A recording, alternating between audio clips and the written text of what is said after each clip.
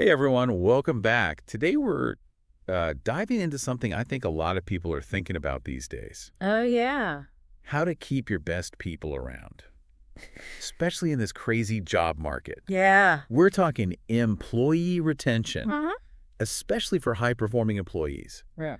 You know, those people we all need. Right, those hypos. Exactly. Yeah. We're going to be looking at some Yeah. insights from this Korean article called Yuasha 3UA. Okay. It basically lays out this 3-step plan for keeping your talent.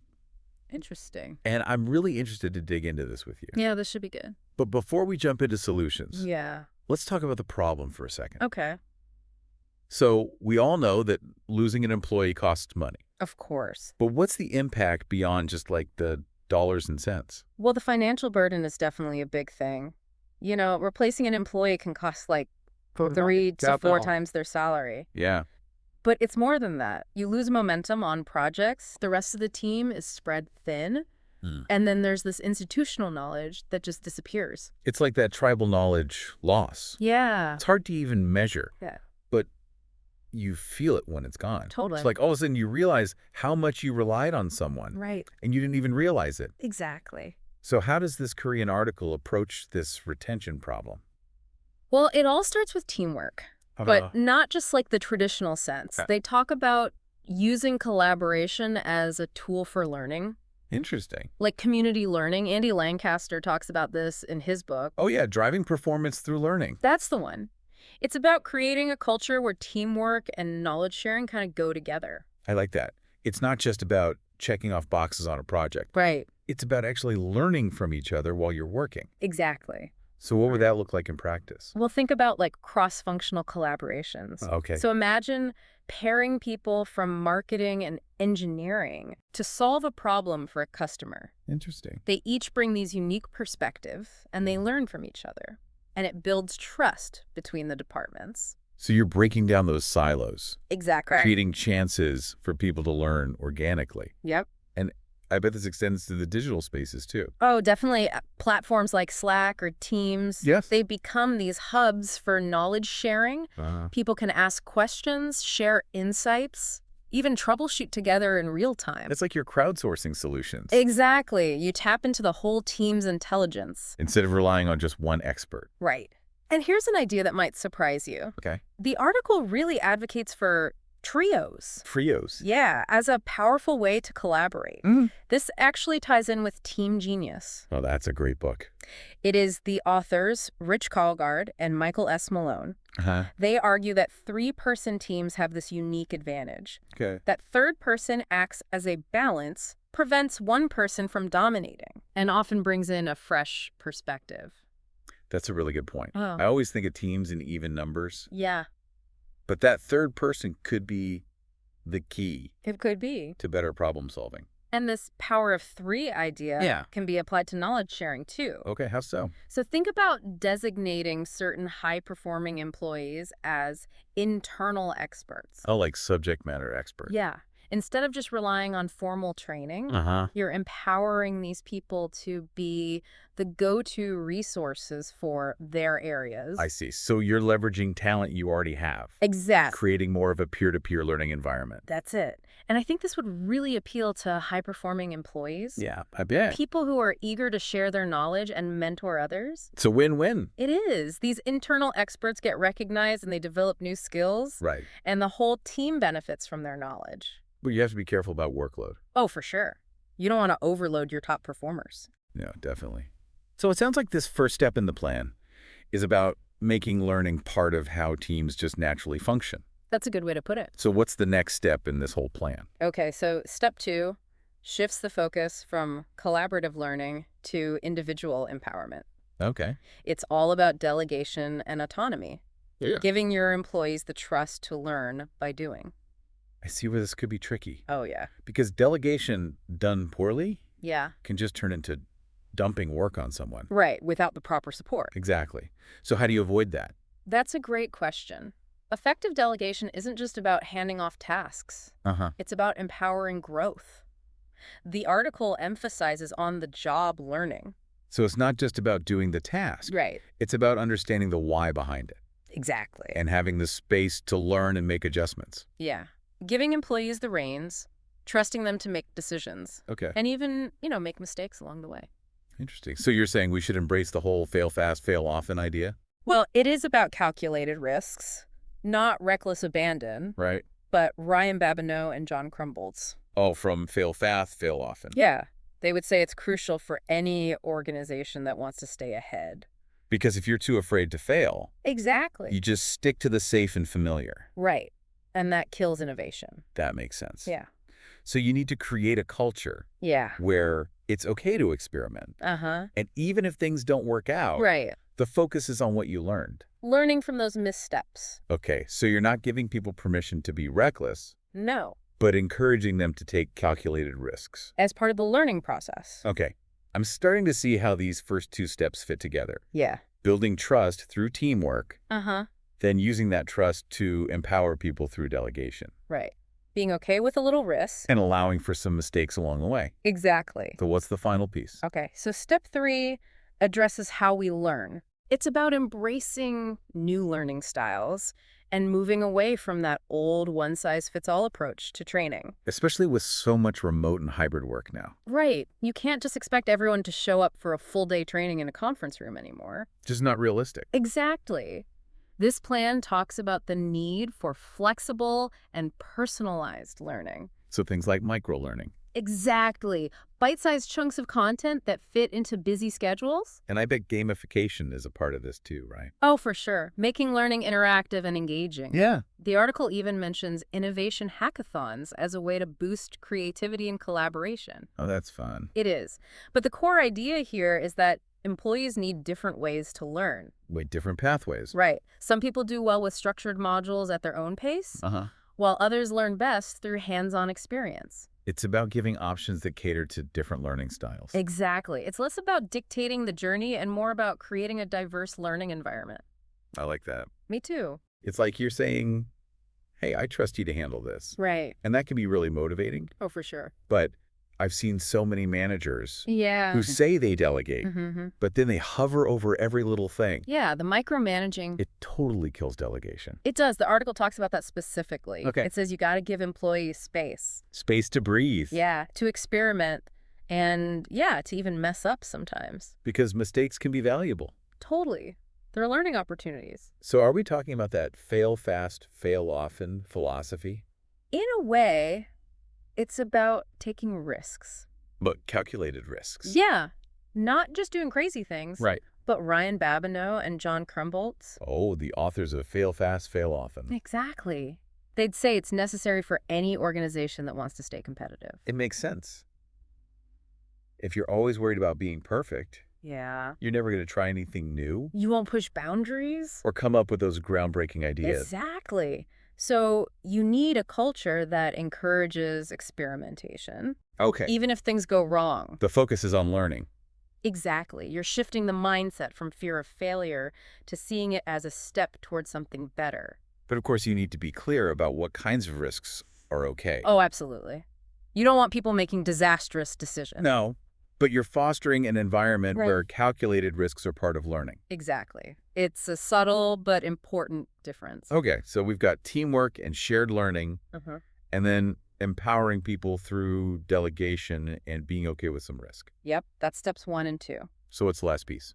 Step 3 is about how we learn. Okay. Embracing new learning styles and realizing that the old way of training doesn't work anymore. That one-size-fits-all approach. You're right. It's just not cutting it. Especially with so much remote and hybrid work these days. Exactly. You can't just expect everyone to sit through a day-long training in a conference room. Nope, not anymore. This plan highlights the need for more flexibility, Uh-huh. more personalized learning experiences. So things like micro-learning. Yeah, bite-sized pieces of content that people can fit into their day. And what about gamification?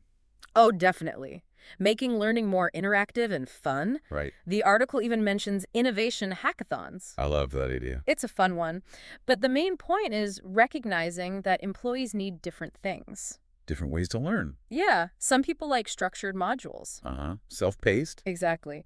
Others learn best by actually doing things. So it's about offering options Right. Cater to those different preferences. instead of forcing everyone into the same mold. Exactly. It's less about dictating and more about creating a diverse learning environment. I like that. So we've got these 3 steps. Yep. Teamwork as a learning tool. Right. Empowering employees through delegation. Right. And embracing new ways of learning. It's a solid framework. How does all this actually play out? You mean in the real world? Yeah. Are there companies doing this successfully? Absolutely. Let's start with Google. They're known for their community learning approach. They have this program called Googler to Googler, where employees teach each other all kinds of stuff. Like what? Everything. Coding, presentation skills, you name it. That's smart. They're tapping into their own internal expertise. Exactly. Creating that culture of shared learning. It builds community and empowers employees. For sure. What other companies come to mind? But what about delegation and autonomy? Oh, for that. Netflix is the gold standard. Yeah, their culture is legendary. It is. They have this freedom and responsibility thing. They give employees so much freedom. Wow. Trusting them to make decisions and even encouraging them to take risks. That's bold. It is. But they know that mistakes will happen. It takes a lot of trust. It does. Yeah. Especially in a high-stakes industry like entertainment. Yeah. But that trust pays off. Their employees are known for their dedication and innovation. I can see why. It all comes down to believing in their employees' ability to make good choices. So it's about creating an environment where people feel empowered to take ownership of their work. Okay, so we've got Google for community learning. Yep.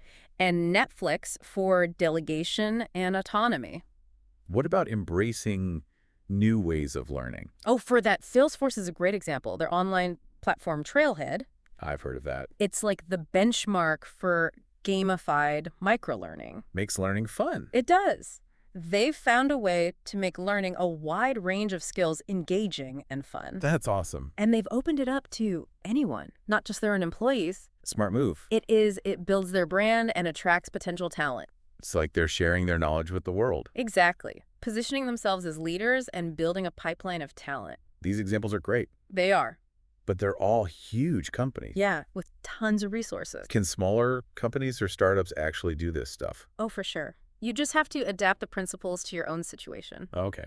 So a small business might not have a fancy platform like Trailhead, but they can still do community learning through regular knowledge sharing. Or mentoring programs. Exactly. You're not copying what Google or Netflix are doing. Right. You're taking the core ideas and making them work for you.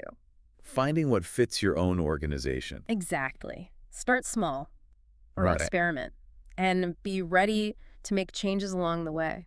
So it's not a one-time fix. Nope. It's a constant process. It is. You got to listen to your employees and adapt to their needs. It's a journey. It is. And it's not just about the tactics. There's a human element too. Oh, definitely. It's about creating a culture where people feel valued.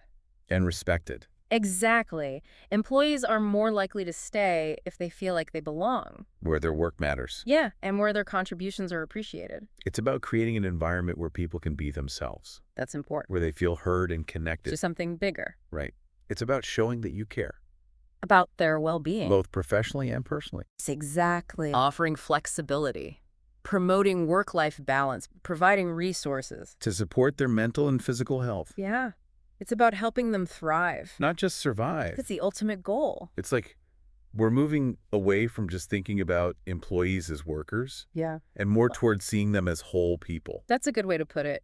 It's about realizing that people have lives outside of work. Right. And finding ways to make those two worlds work together. And I think this shift is happening because the expectations of the workforce are changing. Absolutely. Especially those younger generations.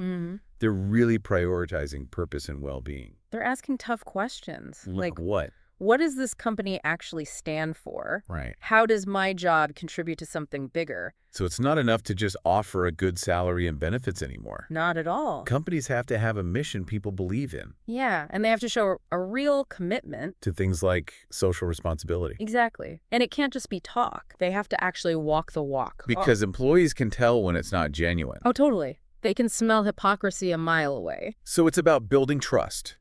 Exact. And showing you actually care. About your people in the community. Okay. So what does this mean for the future of keeping good people around? Well, I think one big thing is the need for flexibility. And work-life balance. Exactly. The pandemic showed us that remote work can be done, and people don't want to give up their personal lives for their jobs. It's not about being stuck at a desk all day anymore. Ooh, way. People want freedom and control over their schedules. Companies that can't adapt. Yeah. They're going to have a tough time finding and keeping talent.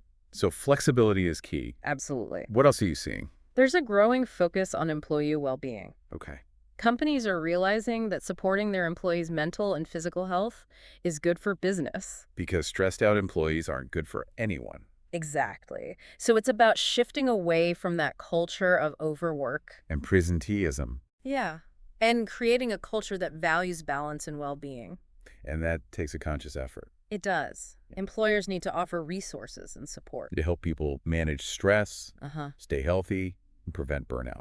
It's about taking care of the whole person. It sounds like the future of work. Yeah. Is about finding that balance. Between what individuals need. And what the organization needs. I think that's a great way to put it. It's all about recognizing that happy and healthy employees make for a successful company. Absolutely. Well, this has been a really insightful deep dive. It has. Into this whole world of employee retention. Yeah. We talked about the cost of turnover, the importance of teamwork and delegation. And those new ways of learning. We even looked at some companies who are doing this well. And talked about what's coming next. And through it all, yeah, we emphasized the importance of the human element. Right. Creating a workplace where people feel valued and respected. For who they are. I hope our listeners are feeling inspired to take action. To make a difference. And if there's one thing to remember, yeah, it's that change starts with small steps. What can you do today? Right now. To make your workplace a little bit better? Maybe offer to mentor someone. Suggest a learning opportunity. Or just thank a teammate for their hard work. It all adds up. It does. Every little thing helps to create a more positive environment. That's a great point. We all have the power to make a difference. We do. So go out there and create workplaces where people can thrive. Until next time, keep learning and keep diving deep.